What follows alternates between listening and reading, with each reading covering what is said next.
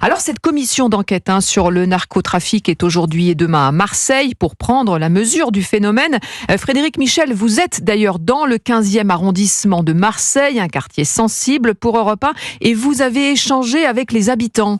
Oui, et dans ces rues des quartiers nord de Marseille jonchés de détritus, c'est le mot insécurité qui revient le plus souvent quand on interroge les passants.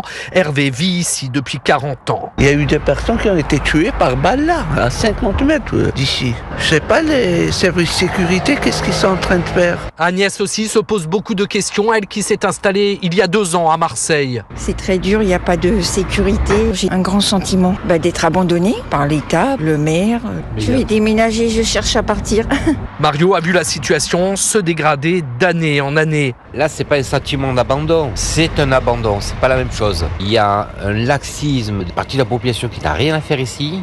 Les élus, on les voit pas, ou très peu. C'est même pas les élus de la mairie, c'est l'État en lui-même qui a complètement disparu. 40 morts, il y a eu. Moi, je sais ce qui va se passer. Il y aura l'extrême droite qui va passer. La droite populaire, appelez ça comme on veut, ils vont arriver, vous verrez ce que je vous dis. Hamza, 25 ans, dénonce des promesses non tenues. Alors que j'ai l'impression qu'on entend que les budgets augmentent, les forces de l'ordre sont de plus en plus présents, soi-disant. Mais en fait, concrètement, nous qui vivons au quotidien, on voit pas de différence.